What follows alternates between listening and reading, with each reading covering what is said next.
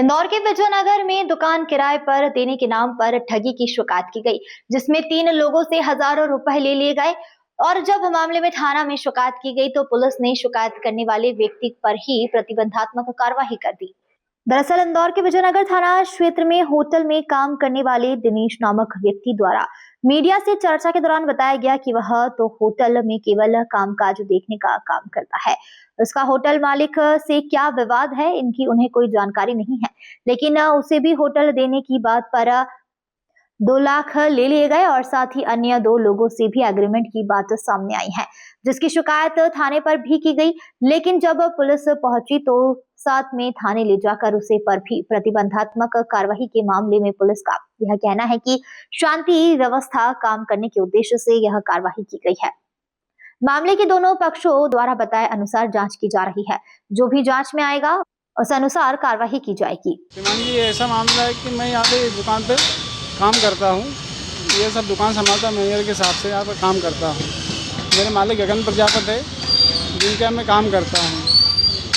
अब इनका और वो मकान मालिक का मुझे पता नहीं क्या विवाद चल रहा था। कल परसों वो मकान मालिक आए, मेरे साथ उनके मिसेस ने मारपीट करना चालू कर दी। मारपीट जैसे चालू कर दी, फिर मैंने बोला कि आप मुझे क्यों मार रहे हो, मेरे मकान मालिक को बुला लो, मेरे मालिक को बुला लो और जो भी समस्या है उनसे आप हल करवा लो। कितने लोगों को एग्रीमेंट कर दिया है? करीब 2 लोगों ने एग्रीमेंट कर दिया और मुझे भी लालच दे के मेरे से भी पैसे ले लिए करीब 2 लाख रुपए, क्योंकि तेरे को भी दुकान दे देंगे। आपने थाने में शिकायत की है? साहब शिकायत हमें ले नहीं रहे, वो बोले सिविल मामला है तो आप वापस कोर्ट में जाइए। तो फिर आपको क्यों ले गई पुलिस उठा के? मेरे को तो पता नहीं क्यों ले गए साहब। मैं तो शिकायत करने के लिए मैंने पुलिस को फ़ोन लगाया था, मैं पुलिस को साथ में बिठा के मेरी बाइक पे ले गया था, पर पुलिस ने मेरे को ही वहाँ बिठा लिया।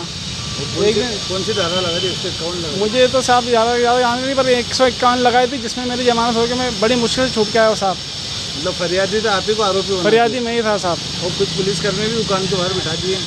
अब साहब मैं ये आया दुकान, मैं सब दुकान खोलने आया था, तो अब मुझे इनका डर लग रहा है मैं कैसे दुकान खोलूँ। मैंने मालिक को बताया, मालिक मेरे सामने ही खड़े हैं। आप मालिक से बता दीजिए, मैं तो बहुत परेशान हो गया हूँ साहब। अभी आपने बताया है तो इसको दिखवाते हैं थाना विजयनगर में और जो शिकायत है उसकी जांच कराते हैं।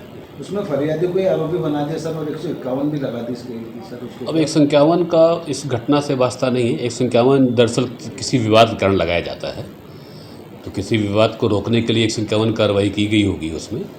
बाकी उस तथ्य को मैं दिखवाता हूँ, जांच करवाते हैं, उसमें देखते हैं क्या है। शिकायतकर्ता यदि पुलिस की उपस्थिति में ही यदि विवाद की स्थिति निर्मित करेगा तो शिकायतकर्ता हो या नावेदक हो, जो पुलिस के सामने मौके पर विवादकर्ता मिलेगा उसके खिलाफ प्रिवेंटिव एक्शन लिया जाता है। उसमें प्रिवेंटिव एक्शन कोई क्राइम नहीं है।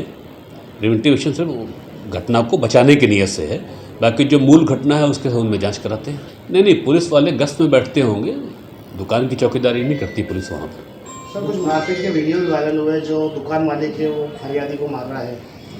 नहीं, आपने जो बताया तो उसको दिखवाते हैं जो आपने।